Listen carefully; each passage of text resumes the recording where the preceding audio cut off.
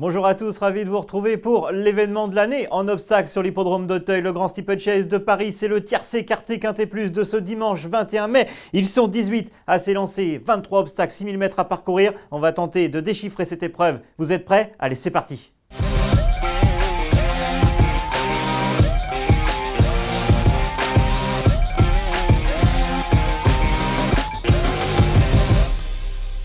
Et cette épreuve est plus ouverte que jamais. Ils sont 18. On va tenter de déchiffrer tout cela en les passant tous en revue. Et on commence très fort avec celui qui sera l'un des favoris de cette épreuve. L'As Franco de Port. Il est 3e l'année dernière de cette épreuve. On va la revoir en image, on va se faire plaisir. Il vient de terminer 3e du prix Ingré. Alors Willy Mullins a déclaré « Je suis venu courir le prix Ingré parce que je m'appuie sur ce que fait le meilleur Guillaume Macaire. Guillaume Macaire aime beaucoup préparer le Grand Steeplechase de Paris avec le prix Ingré. Franco de Port est 3e et ce jour-là, il a fait quelques fautes. Il a été très prudent en début de parcours avant de très bien finir en avançant. Il est 3e. L'année dernière, il découvrait le Steeplechase d'Auteuil. Il a pris une très bonne 3e place dans cette épreuve. Attention, il faudra compter avec Franco de Port. Et Paddy Mullins, le fils de Willy, explique que ce serait l'un des plus grands exploits de sa carrière de remporter pour la première fois le Grand Steeplechase de Paris. Il a tout gagné, la Gold Cup, il a tout gagné, Willy Mullins, sauf le Grand Steep. Est-ce que Franco de Port, associé à son premier jockey Paul Toned,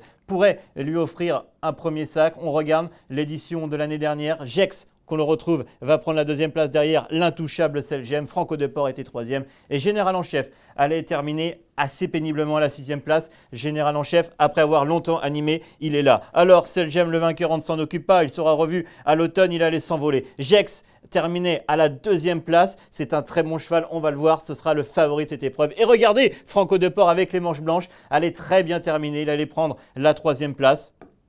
Alors c'est un cheval qui ne fait pas figure de très haut niveau en steeple en Angleterre. Il a couru en cross-country, il est 3e du Grand Cross de Cheltenham, mais il faut vraiment compter avec lui. Il fait partie des meilleurs en lice ce dimanche. Attention donc à ce premier représentant de Willy Mullins. On continue avec le numéro 2, Rosario Baron, qui lui nous arrive de l'hippodrome de Pau. Je pensais que c'était un cheval capable de gagner un Grand Prix de Pau. Alors cela ne s'est pas forcément goupillé comme Daniel Amélé le voulait, certainement pour courir le Grand Prix de Pau. Il a quand même gagné une belle course sur le steeple de Pau. Et ensuite, le vrai principal fait d'armes de ce Rosario Baron, c'est une victoire dans la 2e étape des Grands Steeplechase Masters, le prix Troyton. Alors il allait devancer sur Roy.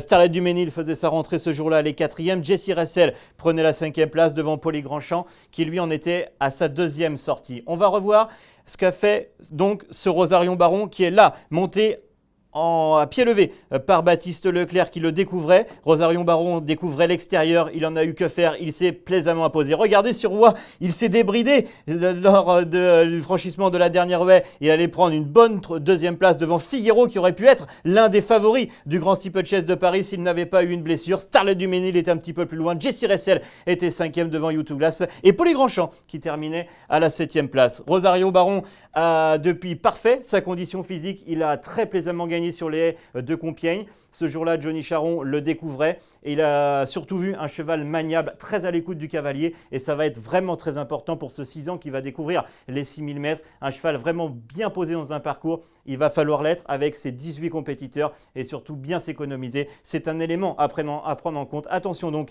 à Rosario Baron qui vient de s'imposer plaisamment pour sa dernière course sur les haies de Compiègne. Le numéro 3, Dr. Squeeze.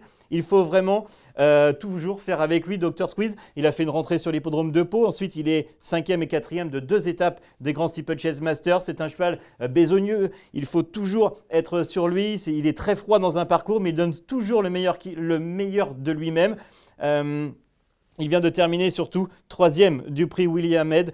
Et on voyait d'ailleurs ce jour-là qu'il a fini dans une plaisante action. Il a bien sûr les œillères qu'il porte à chaque fois. Il sera associé à Théo Chevillard. Attention à Dr. Squeeze qui peut prendre une place jugée sur sa régularité, mais il semble un petit peu en dessous des meilleurs. Alors là, le numéro 4, Kariakou, vainqueur de ce Grand Steeplechase de Paris, version 2019. Il a participé à 4 Grands Steeplechase. Il est 3e, il est 1er, il est 4e, il est 2e. Il a toujours fait l'arrivée de ce Grand Steeplechase de Paris. Il est maintenant âgé de 11 ans. C'est l'un des 3 11 ans au départ de cette épreuve. Il a été ménagé par Isabelle Paco cette année. Alors il a connu une année vierge l'année dernière. Il a fait sa rentrée, une belle rentrée lors du prix Hubert Dayer en haie associé à Kevin Nabet. On va la revoir cette rentrée. Il n'a couru qu'une seule fois cette année. Il va vraiment arriver avec de la fraîcheur. Il est là, le champion d'Isabelle Paco, Kariakou, qui va finir en avançant, qui va gagner cette épreuve face à Grandiose, qui lui aurait pu être un prétendant à ce Grand Steeplechase de Paris. Et regardez Gex qui terminait à la 4e place. Alors on peut se dire que Gex faisait une rentrée assez discrète, mais comme l'année dernière, Gex avait besoin d'une course de rentrée en haie. Et on va voir ensuite qu'il a été à son meilleur niveau pour arriver sur ce Grand Steeplechase de Paris. Le numéro 5, Metasequoia, deuxième atout d'Isabelle Paco.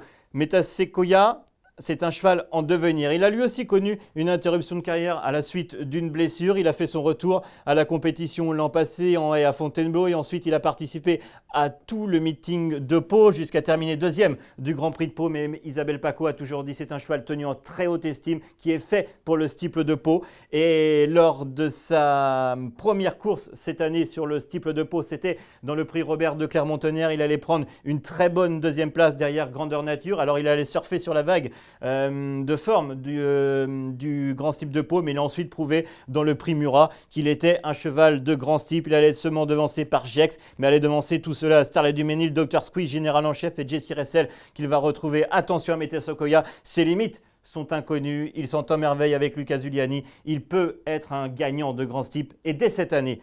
Regardons donc sa première course sur l'hippodrome d'Auteuil cette année. Il a couru une deuxième fois après, mais on va la revoir avec un autre concurrent. Il allait être battu par Grandeur Nature, qui lui aussi a connu un petit pépin physique et ne sera pas de la partie. Il allait devancer Paulie Grandchamp, qui lui faisait sa rentrée, Dr Squeeze Bandero.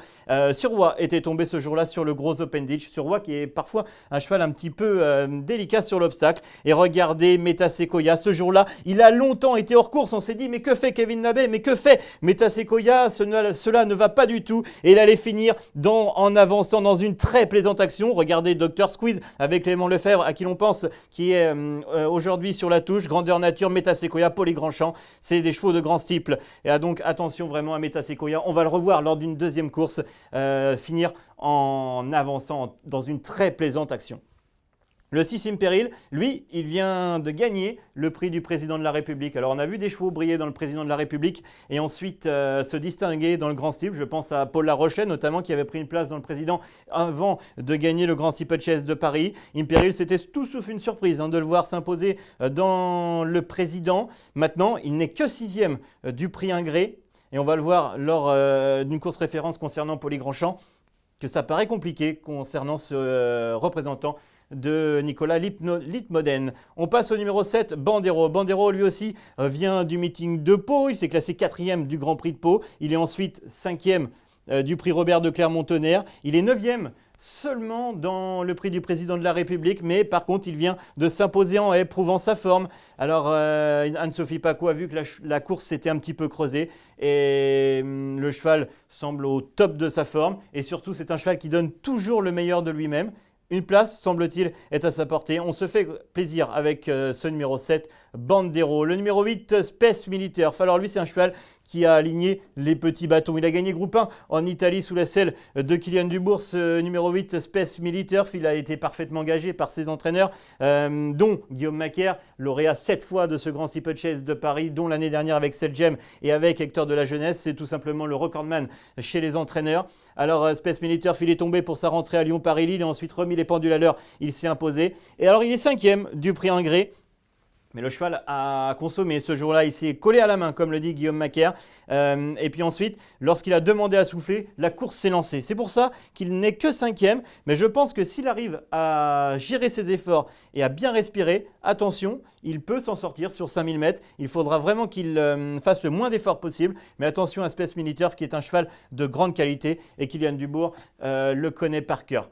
Le numéro 9, Dr Kaleo, lui aussi avait montré de la qualité. Je ne le pensais pas capable d'être au départ de ce Grand Steeplechase de Paris, mais il vient de brillamment s'imposer dans le prix William et Aleked. Alors c'est une course préparatoire dite c'est une voie bis pour ce grand steeplechase de Paris. On avait vu Shannon Rock briller dans le prix William Head avant de terminer deuxième dans le grand steeplechase de Paris. Il allait devancer Altesse du Berlay et le fameux Dr Squeeze que l'on retrouve très souvent. On va voir cette course en vidéo. Alors Altesse du Berlay, elle est là. Elle a couru vraiment de plaisante façon 2 fois. Regardez le gris d'Alain Couetier terminé deuxième avec Thomas Borin. Dr Squeeze allait très bien terminer lui aussi à la 3e place. Il lui faut certainement du terrain pénible à Dr Squeeze. Mais regardez Dr Kaléo, très courageux, allait devancer Altesse du Berlay. Dr Squeeze, c'était vraiment bien. Les autres ne sont pas au départ de ce grand steeplechase de Paris. Donc attention à Dr Kaléo qui a sa place parmi les prétendants à ce grand steeple. Intéressons-nous maintenant à celui qui sera